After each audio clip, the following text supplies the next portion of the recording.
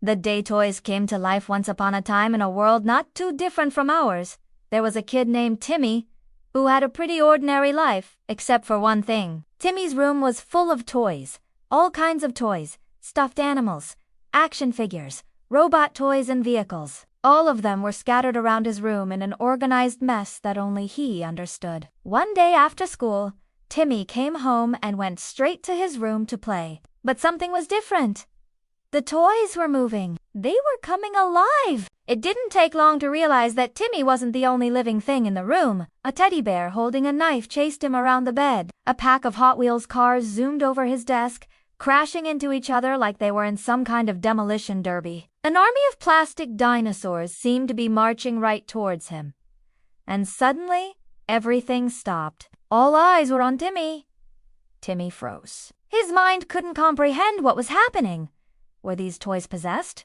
Was this a dream? Or was he finally losing his mind? The teddy bear took a step closer, and Timmy let out a scream that could shatter glass. He ran out of his room, tears streaming down his face, and hid under his desk in the living room. As he looked back at his room, he saw the toys calmly returning to their places, acting as if nothing had happened. Was it all in his head? Did those toys really come alive, or was he just imagining things? Just then, a voice broke the silence. Looks like someone's in quite a pickle. Timmy looked up and saw none other than Mr. Potato Head staring at him with a smirk. "You don't have to be scared, Timmy," said Mr. Potato Head. "We won't hurt you." "How did you know I was scared?" Timmy asked, his voice shaking. "Because we're all friends here," replied the teddy bear, winking at Timmy. "And friends help each other, right?" Over the next few hours, Timmy learned the truth. It turned out that the toys came alive whenever no one was looking. When Timmy was playing with them, they would pretend to be inanimate objects. But now they had a chance to do whatever they wanted. "It's our secret hideaway," explained the dinosaur. "A place where we can come alive and have fun without anyone knowing about it." "But how come you guys can talk?"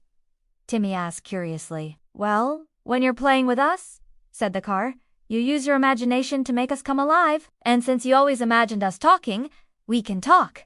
It's the same with our movement. You made us move when you were playing, so now we can move on our own." "Wow, I didn't know that," Timmy said, feeling a bit sheepish. He realized that he had unknowingly given these toys life. It was exciting, but also a little overwhelming. As the night went on, Timmy played with the toys, but this time they played by his rules. They raced around the room, crashed into each other, and even had a pillow fight.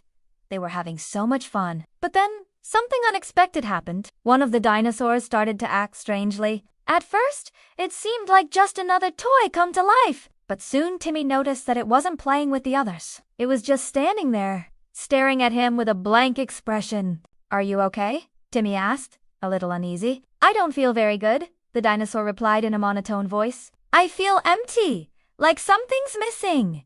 "What do you mean?" Timmy asked, feeling a bit scared. The dinosaur took a step closer, and Timmy instinctively took a step back. "I want to be real," the dinosaur said, its voice echoing in the room. "I want to be more than just a toy." Before Timmy could respond, the dinosaur lunged at him. Timmy screamed and ran away, hiding under his blanket in bed. The dinosaur stood at the edge of the blanket, its eyes glowing red in the darkness. "Let me out," it demanded. "Let me become real."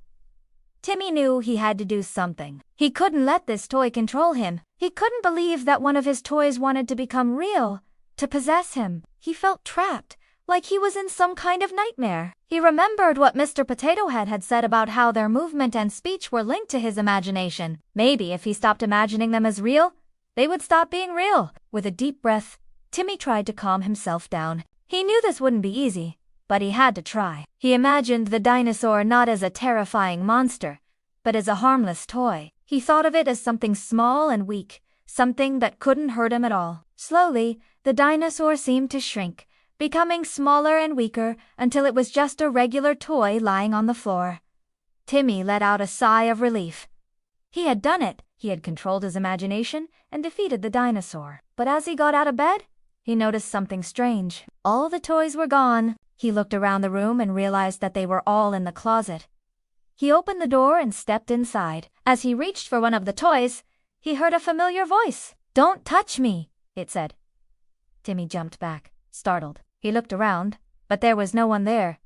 Then he saw it, One of the Hot Wheels cars was moving. It zoomed past him, crashing into the wall. "Don't come any closer," the car said, speeding away from Timmy.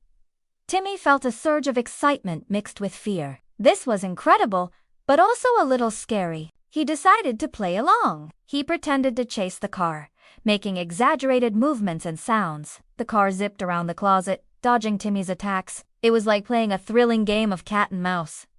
But then the car stopped, it turned around, and stared at Timmy with what seemed like determination. Timmy froze. He wasn't sure what to do next. The car took a step forward and Timmy instinctively took a step back. "I want to be real," the car said, its voice echoing in the closet. "I want to drive on my own." Before Timmy could respond, the car lunged at him. Startled, Timmy ran out of the closet and hid under his bed. The car stood at the edge of the bed, its wheels spinning. "Let me out," it demanded. "Let me drive." Timmy knew he couldn't let this toy control him.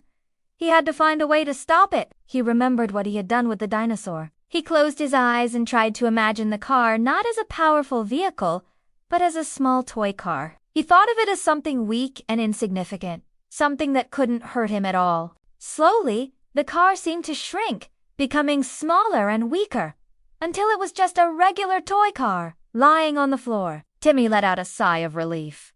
He had done it again. He had controlled his imagination and defeated the car. But as he got out from under the bed, he noticed something strange. All the toys were gone. He looked around the room and realized that they were all in the closet. Timmy walked towards the closet, feeling a mix of curiosity and apprehension. As he reached for one of the toys, he heard a familiar voice. "Don't touch me," it said. Timmy jumped back, startled. He looked around, but there was no one there. Then he saw it. The teddy bear was moving. It hopped off the shelf and walked towards Timmy. "Why did you do that?" the teddy bear asked, its voice filled with anger. Timmy took a step back, surprised by the teddy bear's hostile tone. "Do what?" he asked, confused. "Why did you make us come alive only to turn us back into toys?" the teddy bear demanded. "I thought it would be fun," Timmy said, feeling a pang of guilt. "I didn't mean to hurt you." "Fun?" the teddy bear scoffed. "You call this fun? You bring us to life, make us experience the world, and then you turn us back into lifeless toys." "I'm sorry," Timmy said, his voice trembling.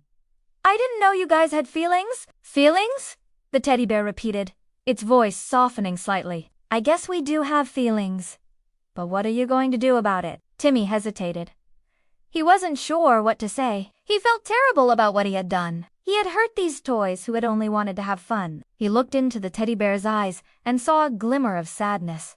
He realized that these weren't just toys. They were friends. Friends who had trusted him and he had betrayed them. "I won't turn you back into toys," Timmy said, his voice firm. "We can play together like before, but I promise I won't hurt you." The teddy bear seemed to relax slightly, but it still looked wary. "You promise?"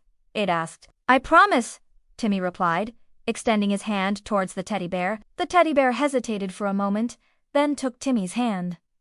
"Friends," it said with a smile. "Friends," Timmy echoed, feeling a sense of relief wash over him. From that day on, Timmy and his toys became the best of friends. They had their secret hideaway where they could come alive and have fun. And Timmy promised to never betray their friendship again. The end.